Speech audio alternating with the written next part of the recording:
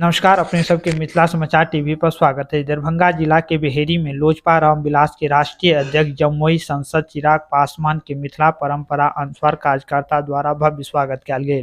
कार्यकर्ता के संबोधित करे चिराग पासवान नीतीश सरकार पर जमकर बरसालाई और 33 वर्ष लालू और नीतीश के खिलाफ जमकर भड़ास निकाला। चिराग पासवान अपन कार्यकर्ता और पदाधिकारी सबके संगठन के और मजबूत बनेबाक बूथ स्तर तक लो जबाक बात कहला। चिराग पासवान कहला जे हम शेर के बेटा छी, हमरा खिलाफ गंदा राजनीति करे से कोनो फायदा नहीं। चिराग पासवान बिहार फर्स्ट, बिहारी फर्स्ट के विजन से ग्रामीण स्तर तक पहुंचबाक बात कहला। निकाल कर बाहर फेंक दो, चिराग पासवान टूट जाएगा। नहीं टूटा चिराग पासवान। उसके बाद इन्होंने रणनीति बनाई कि चिराग पासवान का सामान इसके घर से इसकी बूढ़ी नानी माँ के साथ सड़क पर फेंक दो, चिराग पासवान टूट जाएगा। नहीं टूटा चिराग पासवान, क्योंकि जो लोग सोचते हैं भैया कि चिराग पासवान इतनी आसानी से टूट जाएगा, वो लोग भूल जाते हैं कि चिराग पासवान शेर का बेटा है। भैया ना टूटने वाला हूँ ना छूटने वाला हूँ, और डरता तो भाई मैं किसी से नहीं हूँ। जितनी ताकत मुख्यमंत्री नीतीश कुमार और उनकी सरकार को आजमानी है, आजमा ले। मैं भी सर पे कफन बांध के निकला हूँ, तब तक चैन की सांस नहीं लूंगा। आज चिराग पासवान बिहार फर्स्ट, बिहारी फर्स्ट की बात करता है। मैं चाहता हूँ कि इस सोच की वजह से बिहार एक विकसित राज्य बने। बिहार फर्स्ट, बिहारी फर्स्ट में बिहार से जुड़ी हुई हर समस्या का समाधान, भले वो शिक्षा की समस्या हो, भले वो रोजगार की समस्या हो, भले वो बिहार में कैसे राजस्व को बढ़ाया जाए, भले वो बिहार में प्रति व्यक्ति आय को कैसे बढ़ाया जाए, भले वो बिहार में उद्योग कैसे लगाया जाए, भले वो बिहार में टूरिज्म को कैसे बढ़ाया जाए, बिहार के युवाओं को कैसे उनके अधिकार मिले, बुजुर्गों को कैसे सम्मान और स्वास्थ्य सेवाओं का लाभ मिले। इन तमाम बातों का जिक्र विस्तार से हम लोगों ने बिहार फर्स्ट, बिहारी फर्स्ट में हम लोगों ने किया। और मुझे गर्व है कि मेरे नेता, मेरे पिता आदरणीय रामविलास पासवान जी अपने जीवन की अंतिम घड़ियों में, जब संभवतः उनको अपनी स्वास्थ्य की ज्यादा चिंता करने की जरूरत है, उस वक्त भी वो बिहार और बिहारियों की चिंता कर रहे हैं। उस वक्त बिहारी फर्स्ट विजन डॉक्यूमेंट का निर्माण कर रहे थे, बल्कि वो कोरोना का एक ऐसा काल चल रहा था जब तमाम बिहारी मजदूर जो दूसरे प्रदेशों में रहते हैं, पैदल सैकड़ों हजारों किलोमीटर की यात्रा करके अपने प्रदेश आने के लिए मजबूर हैं। उस वक्त हमारे नेता आदरणीय रामविलास पासवान जी ने खाद्य मंत्रालय की जिम्मेदारी संभालते हुए वो योजना को लेकर आए, ताकि कोई बिहारी कहीं पर भी हो, कोई देशवासी कहीं पर भी हो, कम से कम उसको राशन की कठिनाई ना आए, राशन की उसको समस्या नहीं आए। और आज हमारे नेता आदरणीय रामविलास पासवान जी के जाने के 2 साल के बाद भी उनकी बनाई हुई योजना प्रधानमंत्री गरीब जन कल्याण अन्न योजना की वजह से देश में 81 करोड़ लोगों को आज भी मुफ्त में राशन मिल रहा है।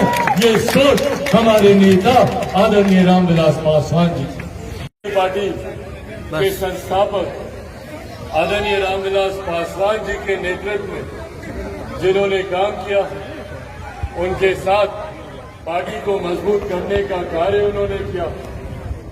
आज पुनः पार्टी को हमारे नेता के जाने के बाद उतनी ही मजबूती प्रदान करने के लिए सक्रिय रूप में अपनी भूमिका निभाते हुए आदरणीय प्रमोद कुमार झा जी, जिनको हम सब सुमन जी के नाम से भी हम लोग जानते हैं, स्वागत किया जाए। मौजूद यहाँ पर लोक जनशक्ति कार्यकर्ता साथी, मौजूद यहाँ पर प्रेस मीडिया के हमारे तमाम पत्रकार साथी, आदरणीय बुजुर्गों, माताओं, बहनों, मेरे तमाम नौजवान युवा साथियों, आज बिहार के हर एक जिला, बिहार के हर एक प्रखंड, बिहार की हर एक पंचायत, संभवतः बिहार के हर एक गांव में जाने का मैं प्रयास कर रहा हूं। उस प्रयास का कारण ताकि बिहार के हर एक गांव में जाकर संभवतः हर एक व्यक्ति से मुलाकात कर उनको बिहार की परिस्थिति किस कारणवश उत्पन्न हुई है, इस बात की जानकारी उनसे साझा करना चाहता हूं। आप सब बिहार की बुद्धिमान जनता है, आप सबसे बिहार की परिस्थिति छुपी नहीं है, पर उस परिस्थिति का कारण क्या है, ये कारण आप लोगों से साझा करना चाहता हूं। आज भी अगर आजादी के 75 साल के बाद भी बिहार को पिछड़ा प्रदेश कहा जाता है तो कारण क्या है भैया इस पिछड़ेपन का। आज भी अगर बिहार के युवा मजबूर है दूसरे प्रदेशों में जाने के लिए, शिक्षा के लिए, रोजगार के लिए, आज भी अगर बिहार के बुजुर्ग मजबूर है दूसरे प्रदेशों में जाने के लिए, स्वास्थ्य सेवाओं के लाभ के लिए, तो इसका कारण क्या है भैया। भारत एक साथ आजाद हुआ, भारत के तमाम प्रदेश एक साथ आजाद हुए, तो क्या कारण है कि कहीं दिल्ली मुंबई जैसे चमचमाते शहर बन गए और दूसरी तरफ मेरा बिहार प्रदेश जो आज भी पिछड़ा है, पिछड़ा है, पिछड़ा है, कब तक पिछड़ा रहेगा भैया। और से बिहार पिछड़ा रहा, कौन से राजनीतिक दल है, कौन से ऐसे राजनेता है जिन्होंने बिहार को पिछड़ा बनाए रखा।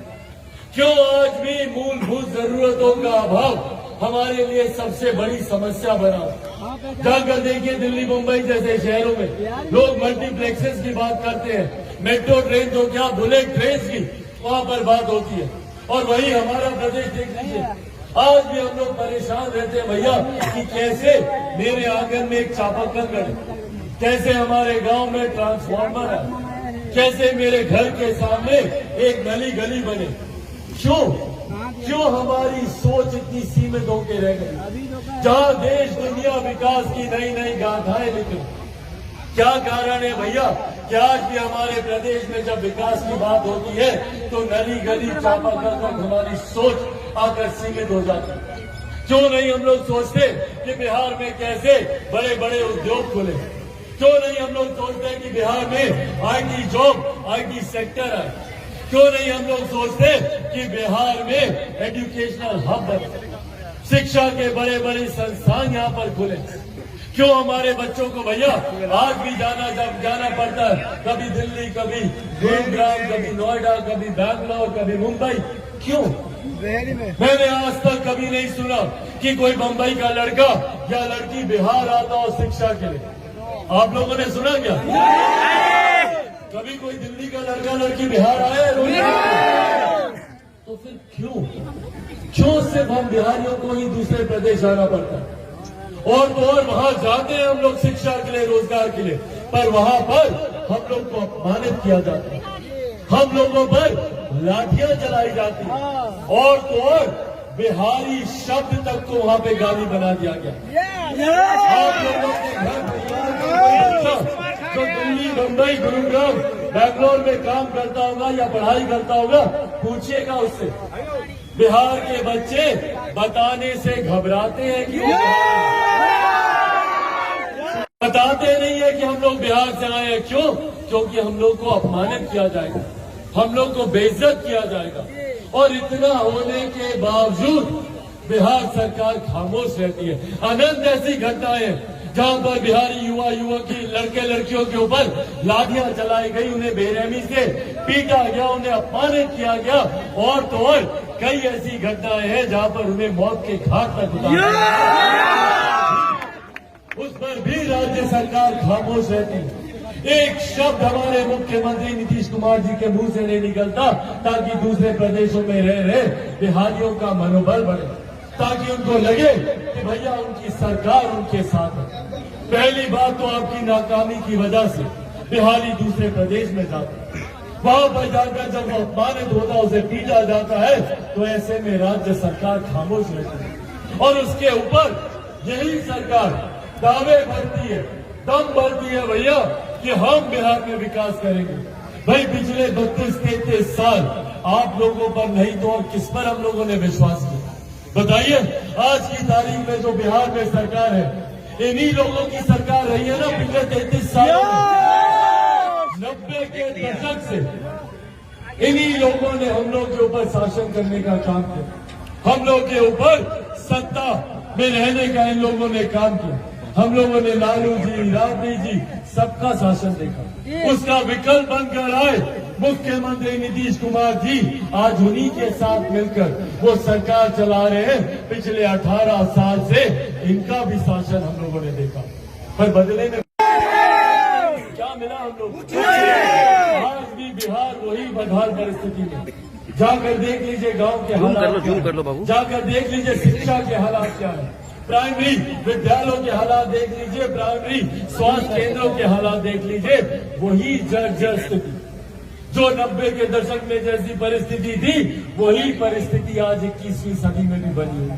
और उसके बाद पुनः ये लोग आते हैं और कहते हैं भैया हम लोग को वोट दीजिए, और अगर वोट नहीं मिलता इन लोगों को तो जोड़ तोड़ की राजनीति में लग जाते। कभी इसकी कृपा पे मुख्यमंत्री, कभी उसकी कृपा पे मुख्यमंत्री, कभी इसको वोट बैंक बनाना, कभी उसको वोट बैंक बनाना, कभी लव, कभी कुश, कभी कोरी, कभी कुर्मी, कभी अगड़ा, कभी पिछड़ा, कभी हिंदू, कभी मुस्लिम, कभी महिला, कभी पुरुष, सिर्फ जाति में बांट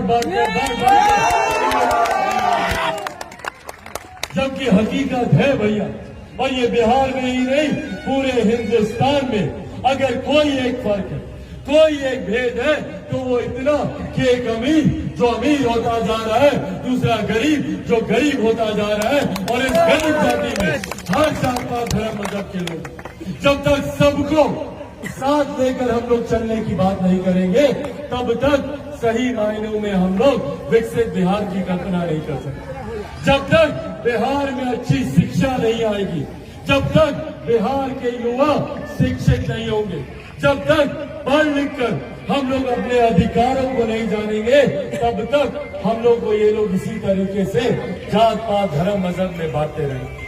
बांटिए मुख्यमंत्री जी, आपने बांटा, हम बटे भी, पर अगर बदले में हम लोग को कुछ मिलता तो हम लोग को इस बात का तो संतोष होता भैया कि एक बिहारी को दूसरे बिहारी से आपने बांटा, पर बदले में कुछ दिया। या तो आपने जाति की राजनीति भी की, धर्म की आपने राजनीति भी की, और बदले में जब हम लोग की विकास की बात आई तो आपने सिर्फ हम लोग के ऊपर लाठी चलाने का काम। एक जगह पर हाथ रखिए। आज बिहार के युवा सड़क पर जाते हैं, रोजगार की मांग के लिए तो लाठी चलाई जाती है। आज बिहार के युवा बेहतर शिक्षा की बात करते हैं। जब बोलते हैं भैया कि डिग्री के कोर्स समय पर पूरा हो, जब उसकी लड़ाई लड़ने जाते हैं तो बदले में लाठी। कितने साल में पूरा होता है यहाँ पे कोर्स? 3 साल का कोर्स कितने साल में पूरा होता है? 5 साल, 6 साल। मेरा पल, सबसे सुनहरे साल सिर्फ डिग्री हासिल करने में बिता दें। और ये परिस्थिति दशकों से बनी हुई है, कब तक बनी रहेगी? आज ये आग्रह करने आप लोग के बीच आ गए। जितने राजनीतिक दल, जितने राजनेता यहाँ पर आते हैं, विकास की बात करेंगे, विकास के काम करेंगे, पूछिए उनसे भैया क्या किया आज तक आपने? आज भी बिहार में वही बदहाल परिस्थिति बनी हुई। आज जब यहाँ दरभंगा में खड़ा, भाई कौन नहीं जानता कि बाढ़ सुखाड़ से पूरा बिहार पीड़ित है। आधा बिहार बाढ़ में डूबा रहता है, वही आधा बिहार सुखाड़ में डूबा रहता है। मैं भाई कोई भविष्य वक्ता नहीं हूं, पर आज मैं यहाँ से भविष्यवाणी करके जाता हूँ कि वो दिन दूर नहीं, आज से 2 महीने 3 महीने के बाद देखिएगा, जुलाई अगस्त आते आते तक आधा बिहार बाढ़ से डूबा होगा और आधा बिहार सुखाड़ से डूबा होगा। और पुनः मुख्यमंत्री नीतीश कुमार जी अपना उड़न खटोला निकालेंगे और हवाई निरीक्षण पे निकल जाएंगे। भाई पिछले 18 साल से यही इनका हवाई निरीक्षण चल रहा है, पर जिस तरीके से भ्रष्टाचार की देन इनकी योजनाएं चलती, साल दर साल तटबंधों का निर्माण होता है, एक बरसात आती नहीं है कि पूरा पानी कटाव के रास्ते से पंचायतें होते होते गांव घर में घुसने लगता है। कहाँ जाता है भैया ये तटबंध निर्माण का पैसा? सालों साल हजारों करोड़ रुपए इन तटबंधों के निर्माण पे खर्च किए जाते हैं, तो क्यों एक बरसात में ये तटबंध टूट जाते हैं? सब भ्रष्टाचार की। आज आप ही लोग मुझे बताइए, आप लोग का कोई ऐसा सरकारी काम है जो यहाँ पे अधिकारियों को बिना घूस दिए होता हो? होता है कोई काम बिना घूस? ये मुख्यमंत्री नीतीश कुमार जी का सुशासन, इसीलिए साथियों आग्रह करने आया। आज भैया चिराग पासवान गांव गांव जा रहा है, घर घर जा रहा है। जहां कोई घटना घट रही है, सबसे पहले चिराग पासवान हमारी पार्टी के नेता वहां पर पहुंचने का काम कर रहे हैं, क्योंकि चिराग पासवान चाहता है कि बिहार एक विकसित राज्य बने।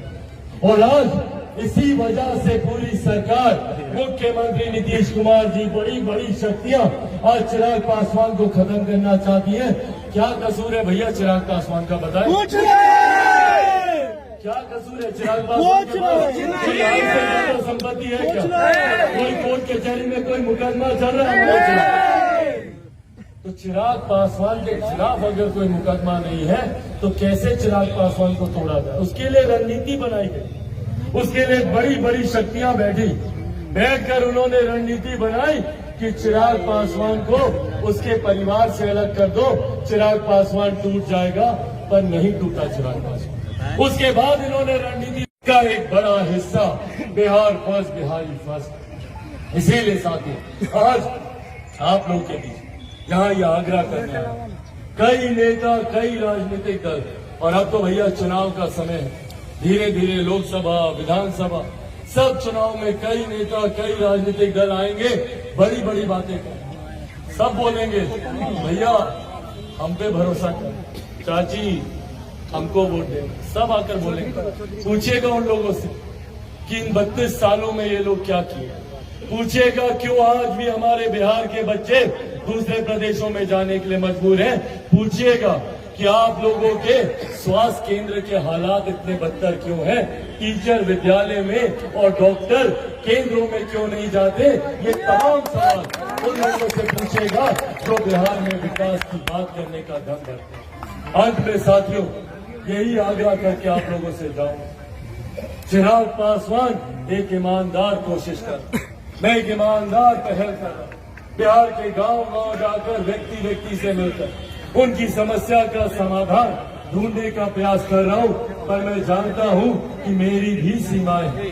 अकेला चिराग पासवान कुछ नहीं कर सकता, अकेला चिराग पासवान लाख चाहे तब भी बिहार को विकसित नहीं बना सकता।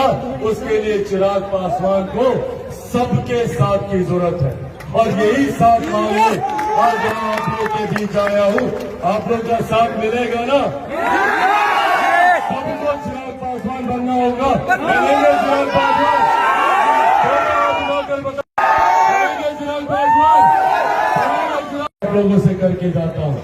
आप लोग सिर्फ अपना साथ दीजिए, सिर्फ अपना आशीर्वाद दीजिए, बदले में को बना के दूंगा, ये वादा आज आप लोगों से करके जाता हूं। और एक वादा और करता हूं अंत में, चिराग पासवान बादी रामविलास जिंदाबाद, रामविलास पासवान अमर रहे।